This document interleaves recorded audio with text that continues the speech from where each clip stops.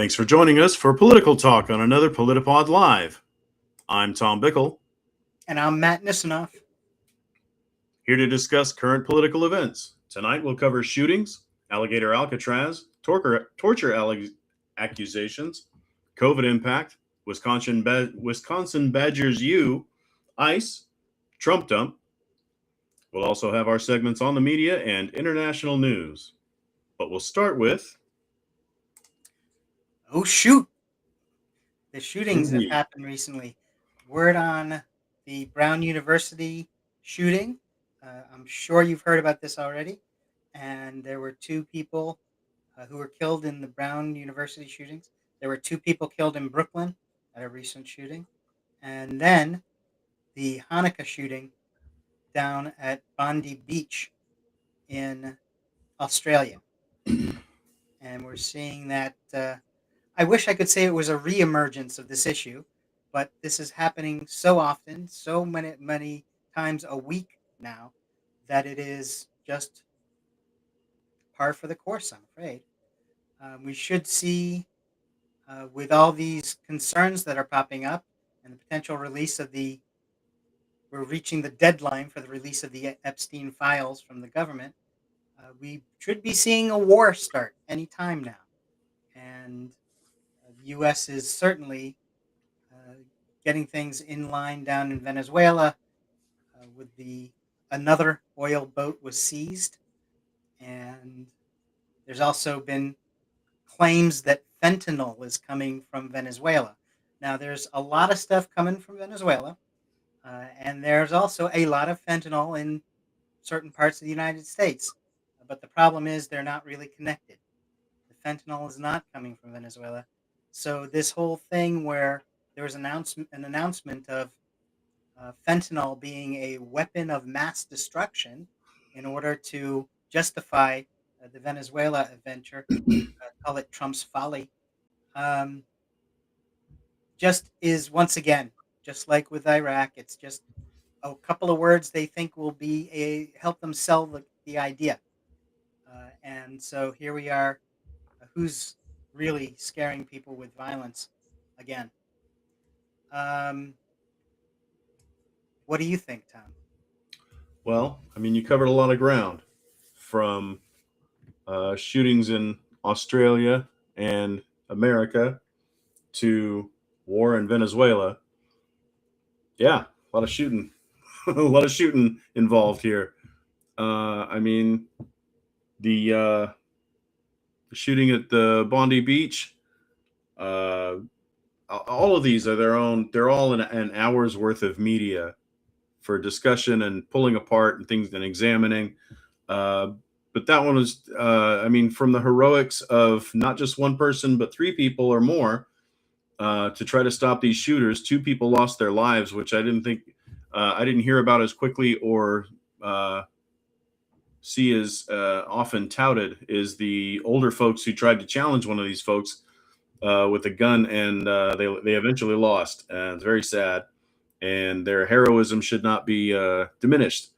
So there's that. There's also the other guy who successfully did take a gun away from someone. Didn't manage not to shoot that person. Good for him. And just another encouraging note in a nightmarish scenario. There's so much to take from those. And I'd like to point out that they didn't have automatic weapons. And it could have been a lot worse if it were an American-style situation, and we should be thankful it wasn't any worse than it was. Well, true. I mean, it's certainly good that it wasn't worse. I agree. The gentleman who did step in, Ahmed Al-Ahmed, deserves, as you say, The hero's so nice. The hero's so nice. They named him twice. Right. All of the people who stepped in deserve to be recognized for their heroism. This is the gentleman who caught on film jumping from behind a car to wrestle a weapon from one of the shooters. As you say, he could have just pulled the trigger right there and then, but he did not. And the perpetrator sort of walked away. What do you think Um, about that decision, Matt? If you had 5 seconds to think about it, what would you consider? Ooh, Like shooting wow, someone? Could you shoot that's someone? Could you even do it?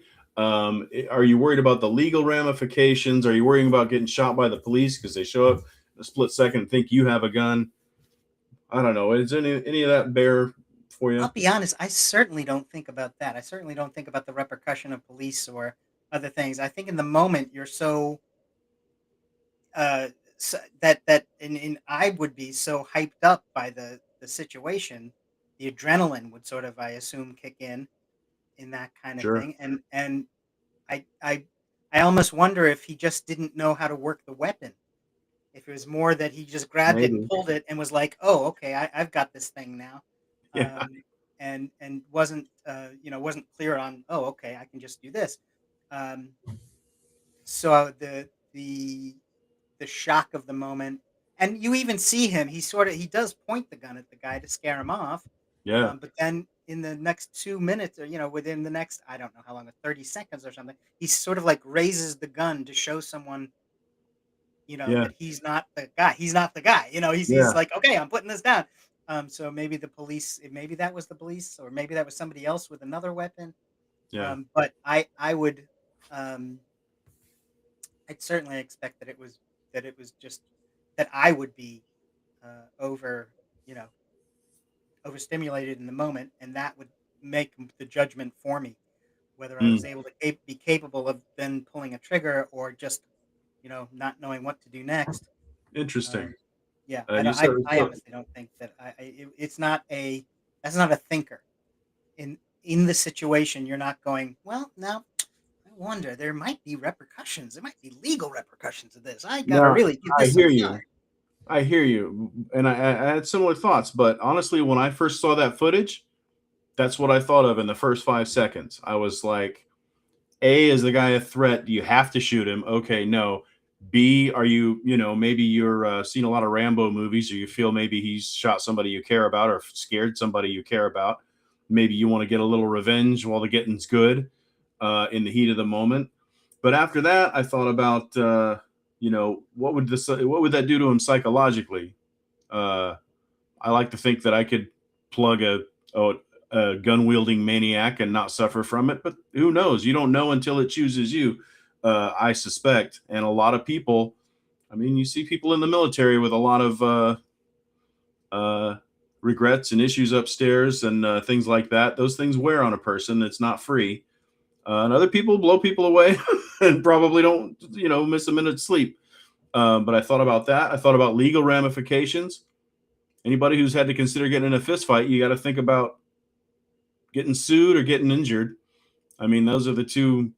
Other than that, yeah, have fun, shit, enjoy yourself. But if neither of those are concerned, anyway. And I thought about that, and then with my decades of American police videos under my belt and in my brain, a brown guy with a gun in an active scene is absolutely, pushing his luck at a minimum to not to get shot by some hero who just comes around a corner, some asshole, come running from the Walmart or whatever, going to, again, Americanized. They don't have this type of thing in Australia, I guess, but you could have a cop come around. I don't know if they're having a standoff or at that point, if there's even cops there or a sniper from a rooftop nearby. Who knows? Certainly not.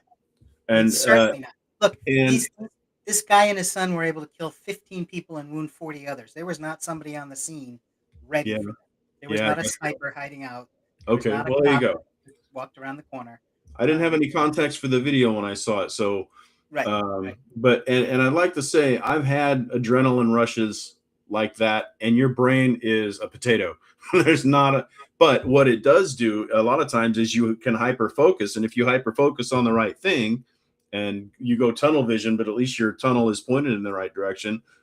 Your brain, I think a person could think of through a few of those. I know I've got the luxury of time and calm on my side, but anyway, that's what I thought about. I just wondered what you thought about. Well, and I'll add in this. I had an incident here where I was walking down the street, and I was looking at my phone. I wasn't looking ahead of me. I was just walking, and somebody was coming from the other direction. Hmm. And because I was looking at my phone, he punched me in the chest. Jesus Um, Christ. now Just, it wasn't just a stranger? a absolute stranger. Never seen him before. Haven't seen him since. But it also was not, it wasn't a brutal assault, but he just gave me a shot to the solar plexus. And What I a was weird so thing. shocked in the Uh-huh. moment Yeah. that I just kind of looked up and was like, "What? What is going on?" So Yeah. my afterwards, I was thinking, "Well, I should have just punched him, and I should have just, Right. Right. stepped on his foot and crushed his windpipe, and all that kind of stuff." But Yeah. that's afterwards. That's not in the moment. In the moment, it's just like, "What is happening?" Yeah. And why Almost is doesn't it? register. What is going on? So Hey. being in the violence is different than seeing it, and having a time to analyze in your mind what to do next, or Absolutely. how to respond. Um, okay, so there's certainly we'll see now. Australia is known specifically for having a very tough gun laws, and they passed a couple since that incident occurred. The lawmakers were ready to do it. They got to it. They did it. That is a very large contrast. The last time there was any kind of a mass shooting 30 years ago or 40 years ago, whenever it was, they put very tough gun laws into place, and they hadn't had an incident until this one. So, Yeah. is 40 years of not having shootings caused by having tight gun regulations? Sure looks it. I mean, we can contrast it with what we have, and there's protections for the guns more Freedom. than the people and here, and we have weekly shootings. In Brown, it was 2 more people killed and 9 people wounded. Hmm. Um, so and that's one incident in, as I say, a week's time of a dozen different Pathetic. It's incidents. pathetic. I want to say we should have fewer shootings. We should have shootings less often than I go to the movies, and I go to the movies only a couple of times a year anymore, and we have them a couple of times a week. It's pathetic, and Australia 30 years went right. That's enough of that crap, and did something about it, and it happened again. They did something about it again. They didn't listen to idiots and people who hem and haw in the halls of power who say, "Oh, I don't know, now's not the time to discuss this type of thing. You're still overheated about it. You're very emotional. Why don't you have a good lie down and we'll talk about this on the 12th and never." That we shouldn't settle for that. Yeah, yeah, absolutely true. I agree with that. I tell you, we've been had, Matt, bamboozled.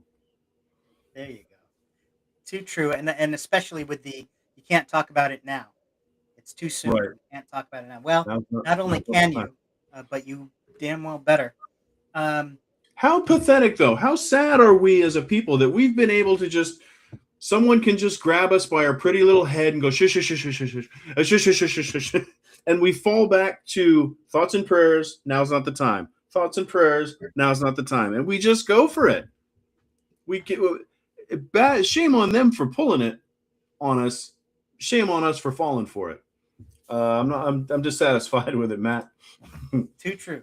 And this is one of those things where you actually have to agree, certainly. And so, speaking of how things are understood and how they're put forward, I'm gonna actually jump us to our first segment of the night, which All right. is on the media. And if you can bring up what we have for that, and we'll start looking at some things that have happened. I'm going to go off camera for a second while you're doing that. You got it. And there's a statement that was made by Keith Olbermann. I think we should have a look at that. Absolutely.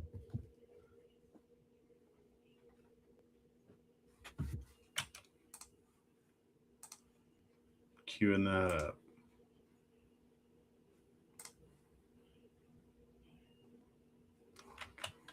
You know what, Matt? Why don't we go with the Mom Donnie real quick?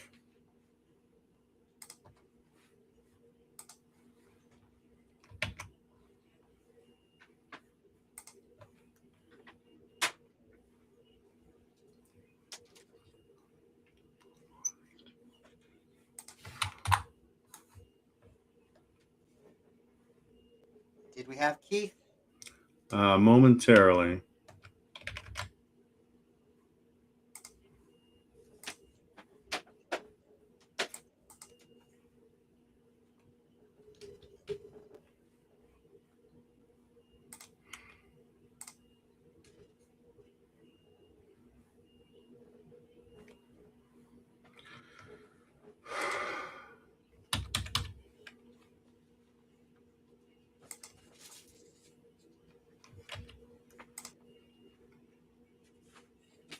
No, we don't have Keith for a minute. Okay, well,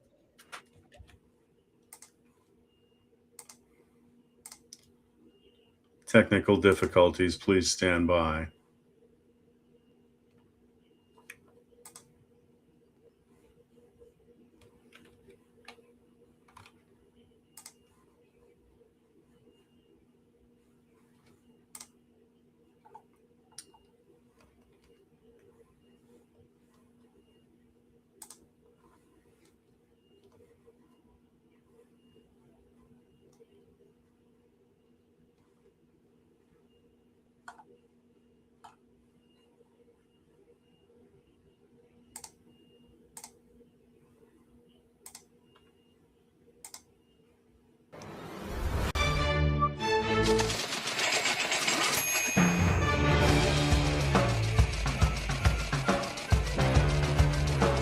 The first news reporter who stands up to Trump and calls him out to his face in public will get fired, and within 48 hours will get a new job paying twice as much or more and will become a national hero.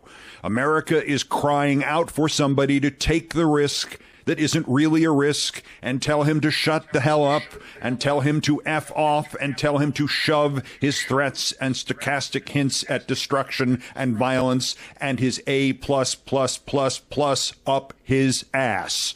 It is time. Now. Because Trump has now threatened the New York Times with sedition and treason charges for committing the heinous, unpatriotic act of suggesting he's a little tired, for criticizing him. Doesn't matter that it's just another threat that his losses over Kimmel and Comey and Tish James have set back the clock. All right. So that gave us a good taste of what was on Keith Olbermann's mind just this past week. I know we've got bigger fish to fry with war brewing in Venezuela, but I wanted to include that video because I've been complaining about this for a while, that President Trump's his bombastic shenanigans have gone on unchallenged for too long, and I think it gives him this air of inevitability. And I think it's part of the press's job. At least it was back in my day, to stand up to these things and challenge people when they lose their mind in public like this, and then not put them on the air anymore when they lie 1,000 times. That's abusive to your viewers. People used to care. They wouldn't put nut jobs on TV to lie to their viewers. They would, and if they found somebody acting that way or being a racist or being awful or whatever, there was any number of reasons they'd throw you off the air immediately in the middle of a live shot and never have you on again, and they'd lose your number and you'd lose a bit of national standing and have trouble getting traction in the future. And it used to be a real threat, and I don't understand why we don't do it anymore. And with this Gulf of America business, I've said that the AP should have walked out, and they did. They weren't having it. Everybody else should have walked out with them, and they don't. They want the access. They need the access. Can't sell papers without the access, and it gets us where we are. Nobody's and everybody's afraid to tell the emperor he's not wearing anything, and it's absolutely. I don't get it. fair enough. And the actions that he's also taken, Trump is suing the BBC, the British Broadcast Corporation, and that's a result of, there's a show there called Panorama where they look at the news, and they had edited his speech from January 6th, where he had said, how they had to go fight, and that they needed to go down to the Capitol and do that.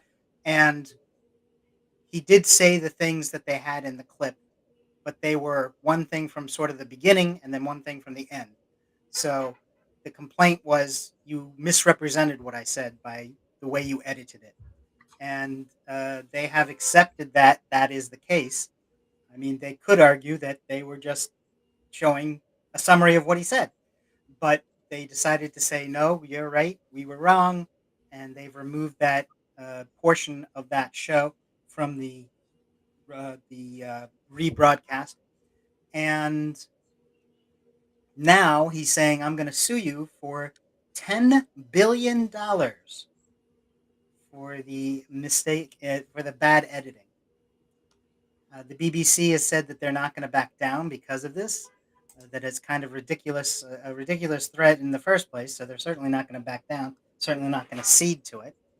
But also, the United Kingdom government is now under pressure to back the broadcast corporation, their own broadcast corporation.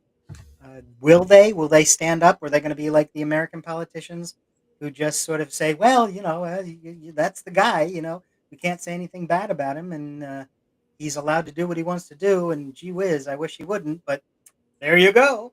That's just him being him. Or are they going to get a bit of a backbone and say, look, what they did was wrong, but there's no justification for $10 billion, and we're certainly going to back you in any action that does take place from it. But we'll have to wait and see. This is how will the media handle it? Well, I tell you, Trump has gotten so accustomed to abusing the press in this country and smacking them until money falls out. He's taking it on the road. He's taking his show for a tour, a European tour, and he's gonna kick the BBC and see if any pounds fall out of them. I hope it doesn't. You really don't want to reward this behavior. It's like a bad dog or a small evil child. You don't want to reward bad behavior. You'll never be end of it. And the UK press, it's funny. It's funny you say the royals have to work with the press to get this done, because the UK press is a nightmare. They can be vicious, and they play by different rules than we do over here. So for them to play nice, that just shows you the galvanizing power of a common enemy. Well, to be fair, this is not one of the tabloids. This is the BBC. This is the government's official television or entertainment corporation. So it's not as, were it the Daily Mirror, or one of their other, as you say, they're one of the more vicious tabloids, then maybe, we'd see whether or not how they would respond. But this is their own people, and they need to stand up. Makes it even more important that they stand up for their own people. There is one other story, which is in Hong Kong. There's a media mogul who has been imprisoned by the Chinese, and he's He's from Hong Kong. He's pro-democracy, and he's a media mogul, and he's being held for 5 years, and having been convicted in a landmark national security trial without a jury, and really was the last remaining vestige of free press there. So we'll see if that actually doesn't get extended to life in prison. They're going to try something, and we'll have to watch that, because that's another, as you said, this is one where the media is under attack, and the question is, are the other media sources going to step up and defend? Even if they don't agree, will they step up and defend? Because this is undermining media as a whole, if it's allowed. It's the thing where they might go after somebody you don't like today, but you can be sure they're going to go after you eventually, because you're going to be the only one standing after that, and you don't have that. If you don't have the safeguard of defending it now, it's certainly going to bite you in the tuchus later. Yeah, there was a poem to that effect at some point. First Yeah, they came for the such and such. yeah, yeah. Probably doesn't bear any meaning for today. Safely That's from forgotten. history. Yeah, that's from history. Who bothers with that stuff? Exactly. We're going to move on to the actually go to the return of alligator Alcatraz. There's been a report from Amnesty International, and apparently there's some torture techniques that are being used down in Florida. Now, what they're talking about in particular is the cages that the people are kept in, and they are kept literally in cages inside. There's lack of sanitation, so they're literally standing in their own urine and waste. There are, uh, there's distractions that prevent them from getting enough sleep. There are, and perhaps most importantly, apparently there's a 2 foot by 2 foot cage that's taken outside. That's bars. Now think about that: 2 feet by 2 feet. How are you going to fit into that space? Right. You're not going to be able to stand up. You're not going to be able to lay down. You're not going to be. So you're sort of just hunched over, and your certainly your legs are going to be extended out the bars, and that is taken outside in It's the a two heat foot and sun. cube, you're saying? Yeah, yeah. It's basically a Wow. cube made of bars. They should just give you a hamster ball at that point. Right, right. Well, listen. Don't give them any suggestions. That Sounds could be more next. comfortable. Yeah, exactly. Certainly be more comfortable. And so this is the sort of thing that we used to not do. This is not America. This is the extension of the Well, things that in are all the fairness, things that are wrong. we did it, then we didn't do it. Now we're doing it again. So we used to not do it, but we used to also do it. ask a Well, ask a Japanese person. there's examples on both sides from that, but I do get what you mean. You're talking about internment camps. Yeah, I don't yeah. know that I don't know that people in the internment camps were kept in boxes outside I for don't honestly. I hours. don't know one way or the other. I don't know how they were treated. Well, okay. We would have to look into that. They certainly were unfairly treated by being put in at all Absolutely, because and my ignorance knows no bounds. But I to say, I mean, but anyway, we quibble.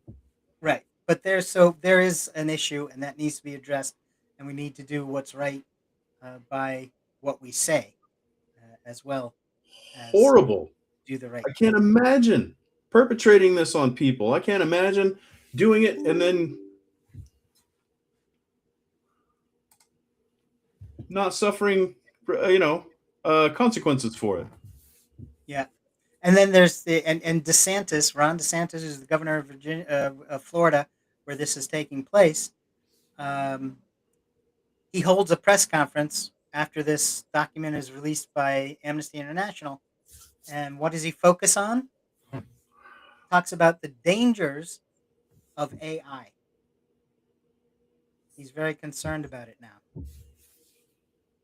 Huh. So Well, once I'm again, sure we're back somebody to would. yeah. Once again, we're back to distraction and anything that will not address the issue, but give someone something to talk about. Let's move on. There's going to the COVID issue, which, of course, there's been a lot of going back and forth over what happened during COVID, what happened after COVID, what happened with vaccines. This is a chart from the CDC talking about how it actually works, and because people didn't understand, and when they don't understand, they get scared, and when they get scared, nowadays it's straight to the conspiracy theory. There's been a couple of different reports on what happened with the vaccines, and the ones I have seen talk about how actually the vaccines reduced the rate of premature babies in women who were pregnant, and also reduced the need for them to be hospitalized in comparison to those who were unvaccinated. Another report came out and said there was a reduction in the medical care needed for children who received the vaccine. And then in the Journal of American Medicine of the American Medicine Association's journal, so known as JAMA, there was a report that was done in France and followed 22 million people who were vaccinated and almost 6 million who were unvaccinated for a total of 45 months. That's a good basis for making some determinations, I think. That's a fair sample. And what they found was that of those who were vaccinated, 74% had a lower risk of death from COVID and actually increased um, the the as far as all forms of mortality. They had a You say there's no increased increase. protection from all forms of mortality as compared to the unvaccinated. Um, so, what do you think about studies, and what do you think about learning about vaccines? Well, I mean, you mentioned how long the study was going on. COVID was, what, 2019, 2020 was the dawn of COVID, so it couldn't have been much longer of a study. uh, Exactly. the thing isn't that old. And it says that it was found those vaccinated had a 74% lower risk of death and no increased cause of risk of all mortality. That's what they told us it would do. So it seems promise made, promise kept. I'm pleasantly surprised that it is as advertised. I don't know. It doesn't generate a lot of drama and discussion, but good. That's what it was supposed to do. Thank goodness it did. Not, something had to stem the tide. We were losing thousands and thousands of people every month. Exactly. And that's exactly what science is supposed to be. It's not supposed to be fancy. It's supposed to be effective. So Yeah, the fact that it's the bore, you look at it and you are sort of bored by it. Good. That's what you should be. yeah. There's You don't nothing want in too many science. thrills and chills. Right. Exactly. You don't want the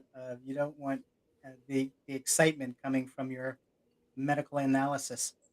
But then again, also there's no medical evidence that would be enough to de-arm the war on America types. The Trump's war on America continues, and they're going to. I'm sure that they will.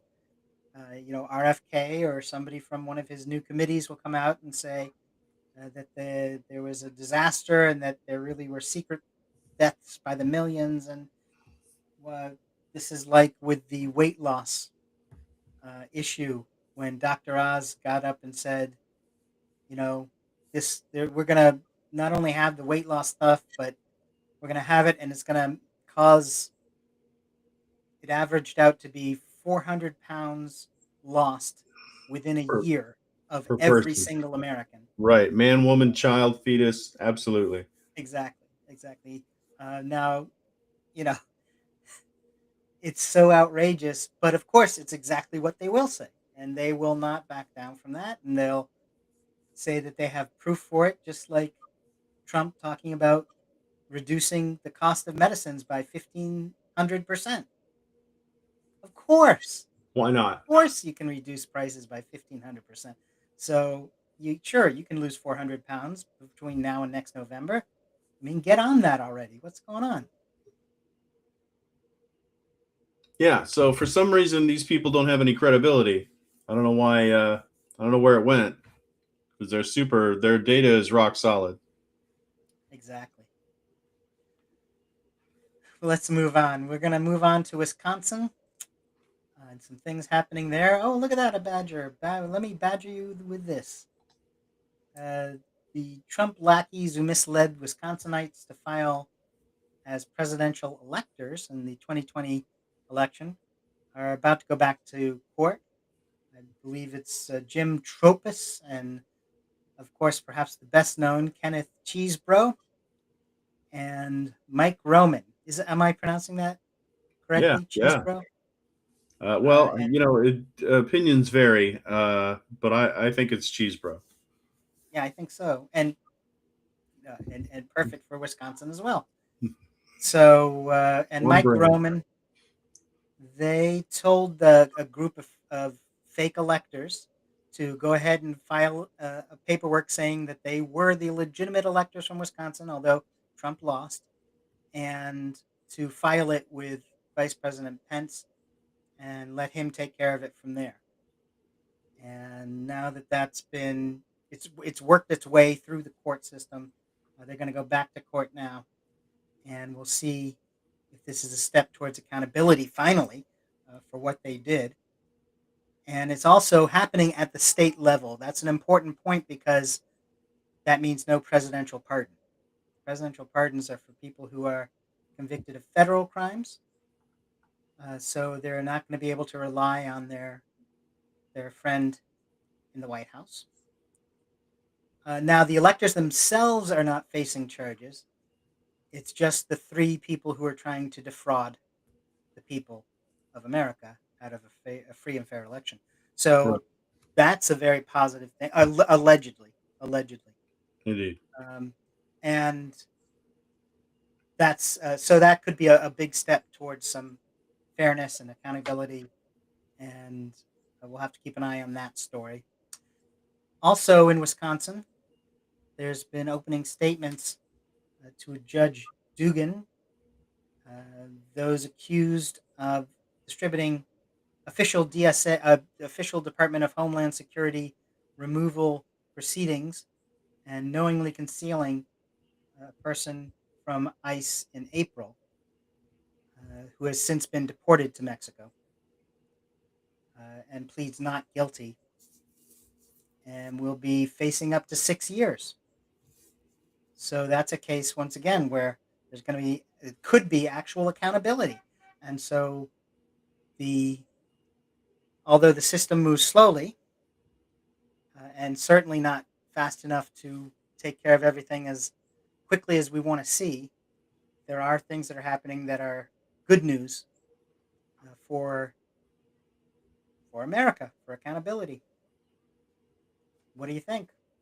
Now, is this the judge uh, that she let an ICE target leave her office by one door versus another, and they're prosecuting her for that? Is that right? Exactly. I apologize for not giving a better explanation. Yes, Judge Hannah Dugan, who had allowed someone to leave, I believe a citizen actually, Hmm. allowed a United States citizen to leave her courtroom in a way that she would not, that person was not exposed to being illegally taken by ICE forces. And yes, they decided to charge her instead, and so she's it And they could arrested it's her six on the years on. spot. I'm pretty sure, right? Yeah, The judge frog marched her out to the street like a like a burglar, and giving her the business. I just you know this is not where I want to see the accountability happen. Uh, but I look forward to her prevailing. Let's see how it goes. I hope it's serves the Trump administration one more loss. Maybe they can let's find an insurance commissioner to prosecute the case. yeah, right. Yeah, right. Let's see if they can actually find an attorney this time. And we will move from Wisconsin, say goodbye to our Badger friend there, and let's um, move on to international news. A couple of Absolutely. things have happened in the world in this past week. And for starters, we're talking about Viktor Orban, who's the prime minister in Hungary and a very alt right sort of character, someone who Trump has used as an example of what he can get away with because Orban's already done it, so why not? Yeah, the And playbook exists. Might as well use it. exactly. And the people in Hungary are actually done with this as well. They're thinking very much along the lines that we are, that it's gone way too far, and certainly nothing that should be acceptable. And there have been protests. The way they've looked at this in Budapest, apparently, is that the best thing they can do is protest. And that has worked. It appears that it has moved things move things along, and there's a call for Orban to resign now from tens of thousands of protesters. And Interesting. yeah, So that can and work, huh? well, I mean, it's a step in the right way. So, of the choices that you have, I guess, what are the choices that you have? You can just not do anything and let it happen. You can protest and see what you can do to put together some form of a resistance. You can, you were talking earlier about picking up a weapon and just shooting it. You can Yeah. do that, but what kind of response is that going to get you? Um, Well, we were speaking in terms of self-defense, but lead on. right. Well, this would be a form of self defense, you could say. I mean, the folks at the Boston I Tea like the Party, I way don't you. think were. I like the Yeah. way you think. Yeah. Well, thank you. But I mean, it's a range. There's a range of options, is what I'm saying. I'm not supporting any particular one of those options right now in this conversation. But I am Okay. saying we got to look at what the options are. What are the range of responses that are possible? And this is one protest. I think that point that you'd made in a previous episode of a general strike would, the economic path and showing some disgruntled,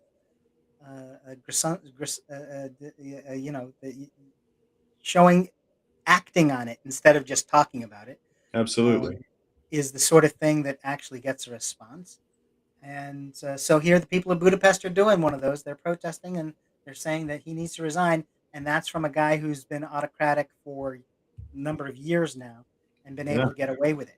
So the fact that they're willing to do that and stand up and say it is, I think, a very positive step and is the sort of thing that has affected change in Eastern Europe, Eastern European countries in the past. We'll see what happens in this case. There's also a story from Germany where they're investing in the military. There's concerns about Putin and what he's going to do next. Quite clearly justifiable. And we'll see. And also, it's a combination. They're concerned about what Putin will do. And frankly, there's so much uncertainty about how the U.S. is supporting Europe at this point. And will it not, it's always been there, but now it's not. And or will it not be, or is it not? So there's the uncertainty from it all is certainly having an effect, and that effect is that Europe is uh, possibly looking to their own defense and their own um, they're doing something about it. Enlistments are up 23%, and the defense budget is up 80%, or it will be by 2029. They're increasing it consistently. And projects include drones and tech and experimental recon, cockroaches. There's one for you. Yeah. There's that could be a huge export from New York. Um, I'm sitting on a gold mine. Yeah. but we'll see where that leads. And so, but they're clearly they're gearing things up and uh, uh, to be ready if they need to be.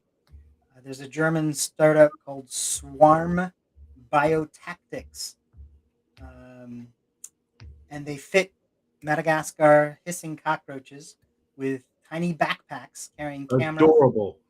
and sensors. Yeah, not only adorable, but possibly helpful.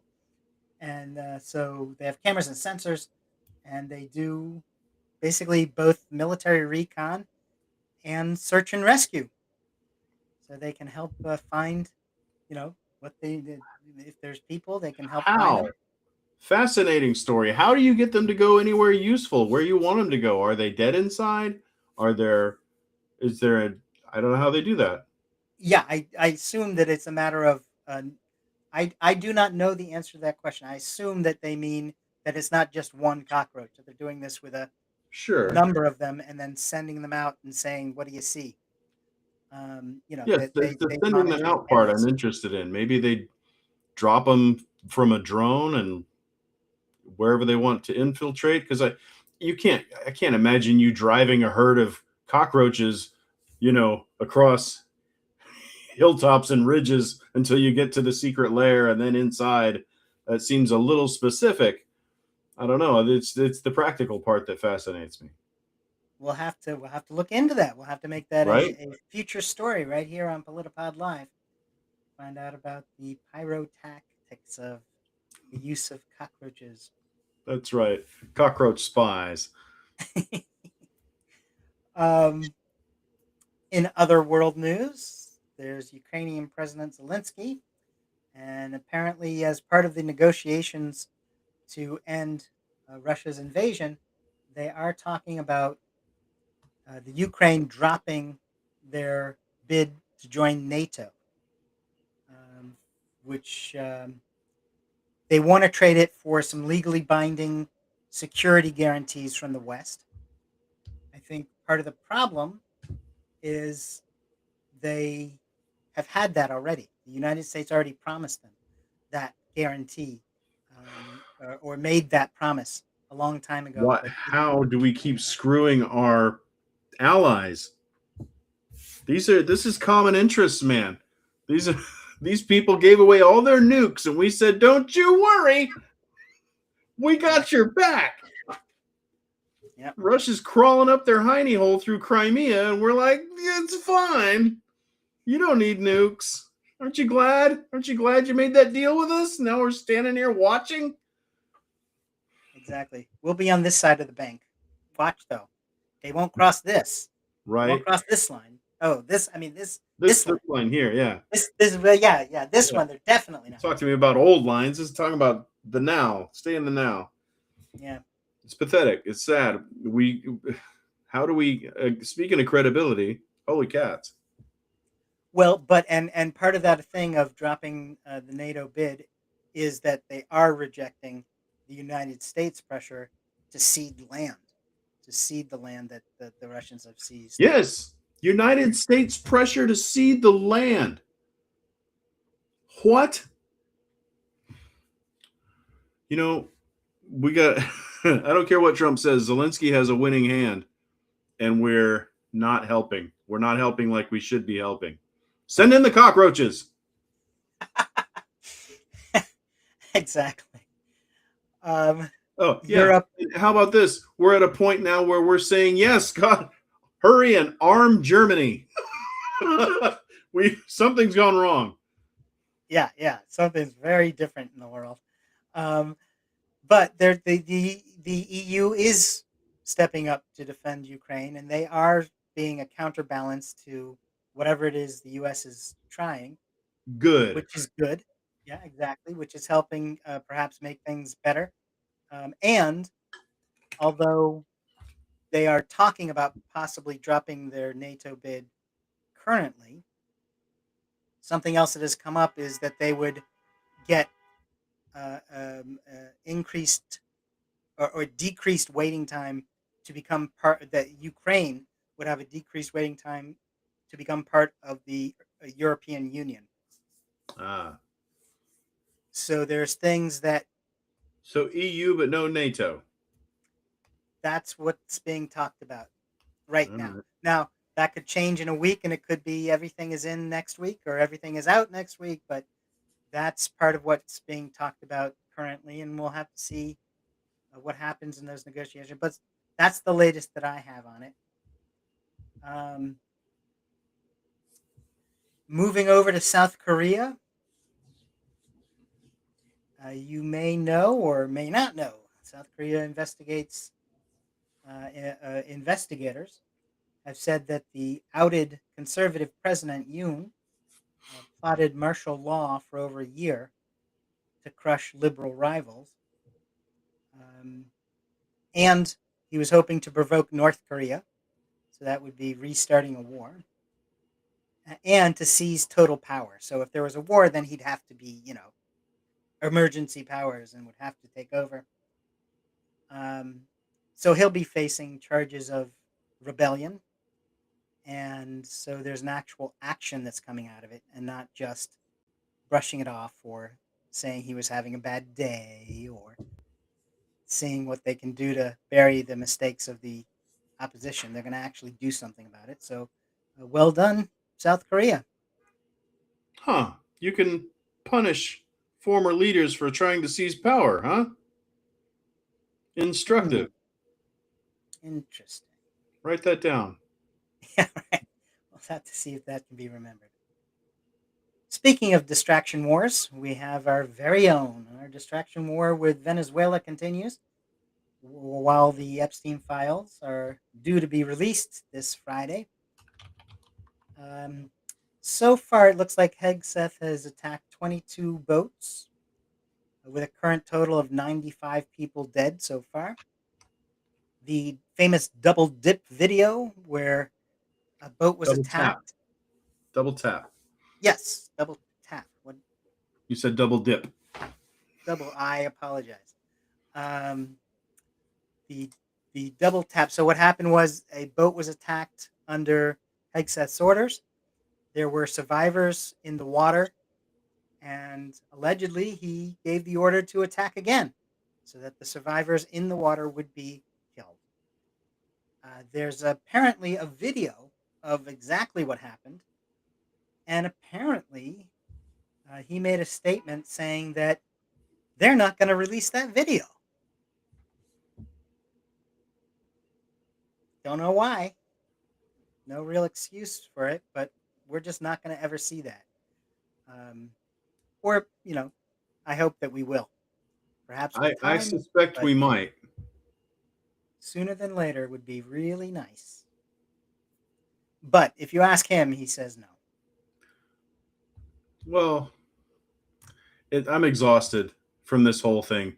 We shouldn't be blowing these boats up in the first place, even if they're full of drugs and these guys are snorting coke out of each other's hair. And it's just ridiculous. You catch them, you put them, in jail, I guess? Fine. But you don't kill them outright. You don't even put them in jail on death row. You just put them in jail at best. We're murdering them. And then to blow them to the whole boat to Kingdom Come, and somebody's clinging to the pieces, and it's well known. The people in the military doing this are known. Look, the guy at the top is an idiot, but the people most of the way down the line probably are not. They know better. Somebody knows better. That you can't do this. If you're at war, you can't do it. And guess what? If you're not at war, still can't do it. For Pete's sake. And we're doing it. And they put out half of the video as it is, proving we have video. This is the detail. This is the level of detail we've got. And there's another 4 minutes that'll definitely put me in jail the rest of my life. And I'm not going to show it to you. And don't bother asking because I don't have to help yours. How long? What kind of plan is that? How long is that supposed to last? Till he's out of office? Till the 1,000-year Reich they're trying to build ends? Where in there does he see that protecting him for the rest of his life from something everybody in the world has to have told him you can't do? Right. We'll have to see what actually does happen. Somebody asked George Bush about, getting people killed in war crimes and not paying a price for it.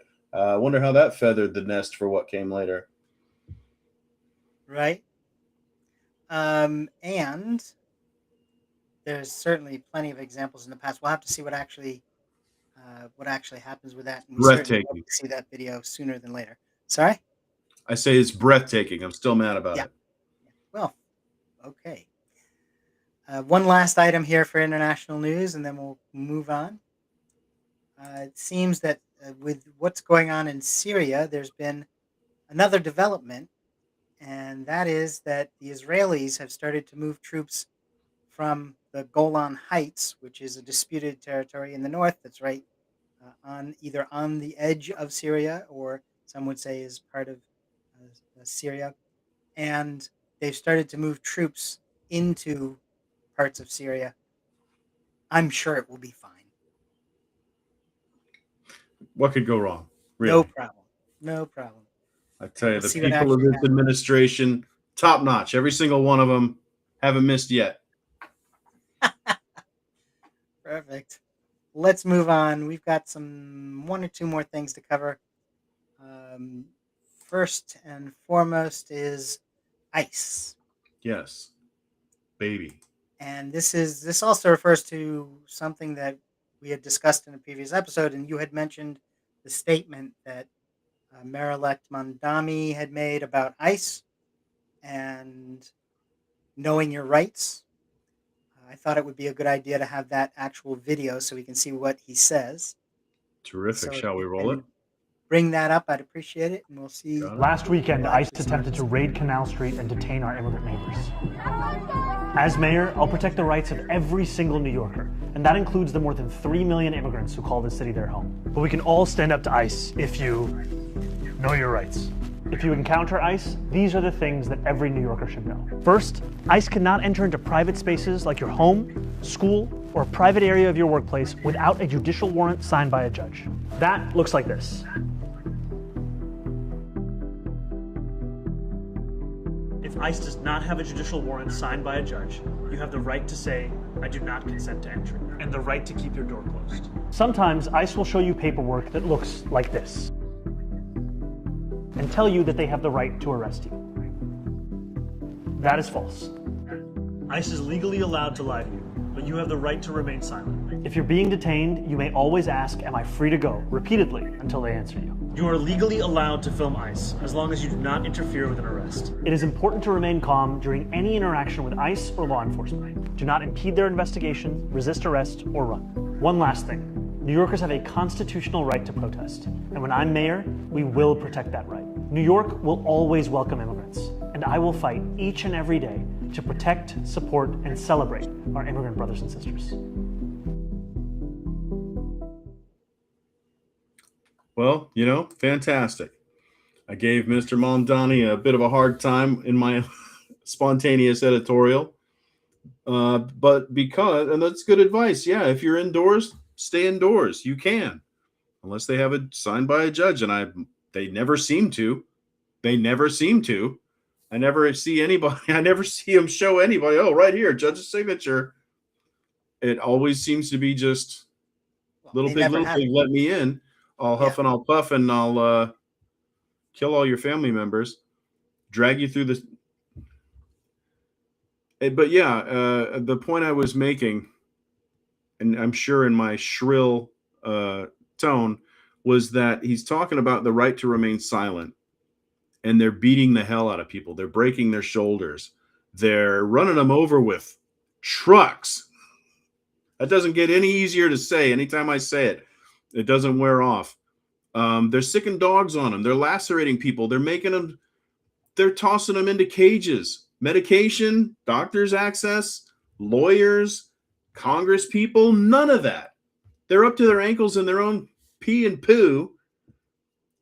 Yeah, remain silent. Congratulations. It's insufficient. The contrast is awful. I'm sure Mondani will, and he says, "I'm going to protect your rights." Well, it would be nice if somebody got started on that. Anytime you're ready, come protect their rights. They're out in the streets being abused on camera in full daylight. This isn't behind closed doors. Protect their rights. Go ahead. Show me. There you go. And not that isn't a fair point. And at the same time, this is just like the discussion we had a little earlier. There's the spectrum of the responses you can give. And this is, I think, first of all, the survival reaction. Where I don't think we're at a point where we're able to strike out. I do think we're at a point where we need to survive. And part of that survival is how can you respond and get through the situation? As you said, Absolutely. They become violent with no provocation. If you give them a provocation, what would they do then? And think of what kind of a slaughter would occur. I'm not sure I can discuss that with you legally.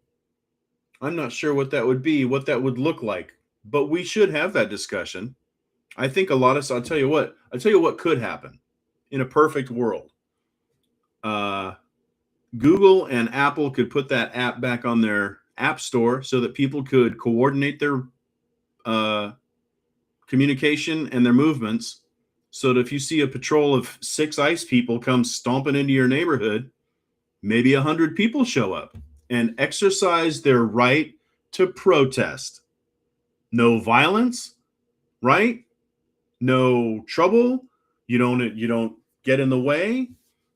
But when people show up en masse, they seem to scare ICE away. They seem to, oh, I got better things to do all of a sudden. I haven't seen anybody get violent with ICE, but I've seen them cowed a few times by people showing up being pissed off. I think we could do that. I think that's manageable. I think that's possible. That's one thing. That's one thing. I don't know. Maybe there's something wrong with it. I would never want to obstruct a federal agent, Matt. That's probably illegal. That's probably true, but at the same time, what you're saying is actually happening. That's what I know. That's what's happening in New York. That's what I'm saying. I mean, I'm inspired by example. It is exactly. It is the right. That is the right thing to do at this time, which is get out into the street. There are actually groups that are not only getting people up to speed with how to respond, but they're handing out, whistles to help you make noise. They're telling people who might be targets how to socialize in a new world. They're saying to them, you can't just gather on the street anymore. This is not safe for you. Right. You can do it in smaller numbers and you can go here or there, but you've got to, you can't do things like you have been because of the situation we're in right now. And they say, we'll have people walking around too. And if we see something, we'll get the people here. If we find out where they're headed, we'll have the people there. If you have, as a matter of fact, one of the groups doing it, interestingly enough, is called Know Your Rights. So when he puts out this video talking about know your rights, not only is it the constitutional thing, but he's also giving a nod of the head to a group that's actually doing the work. So that's a really good thing. Absolutely. And you got to remember that he's also not the mayor yet. I am mindful of that. Yeah. The reality is he got elected in November, but there's that delay. Some say a ridiculous thing that shouldn't be, and we can certainly talk about removing it. I don't think anybody would have a problem with removing it. But as it is right now, you get elected in November, but the switch doesn't happen until January. So right now he can't order the city's resources to be where he wants them to be. He has to get to January to do that. So right now, this is what he can do, is get involved. And like Brad Lander, who literally is going to the courthouse to try to escort people out of the courtrooms. And that's currently the New York City comptroller. He's going to be running for Congress. And he's literally putting his body on the line, Brad Lander. He's walking with people out of the courtrooms, down the hallways, and being assaulted by ICE himself. He was arrested and then released. But just like that, Mandami is doing what he can by getting information out. There are people in power now who should be doing more. And it's untenable that this is happening day in and day out. If people were being mugged by, somebody not a federal agent, if they were being beaten in the streets by roving gangs of otherwise, non integrated people with the government, we know what to do about that. We squash them like bugs, and we show up in numbers, and we wrap them up, and we put them in little boxes. And yet we're not doing it here. And we need to resolve that. There's one other video we have this week. Do you want to put the video from TikTok up there? And this also speaks to a point that you made. You'd mentioned that police, it's the exact point you just made, that part of that response should be that the local police should be defending the local people. Protect and serve. Yeah, protect and serve domestic and foreign enemies. Do you want to go ahead and play that other clip? So this is what we're looking for. This gentleman is Brian O'Hara, and he is the Minneapolis police chief. He just came out a few days ago and said that his officers have a duty to intervene if federal immigration officials are breaking the law or using excessive force, excessive violence. His officers have a duty to intervene. That's the kind of shit we're talking about. We have seen some police officers, police chiefs in the past in some cities who've said, hey, we're not going to help. We're not going to support ICE immigration operations in any way.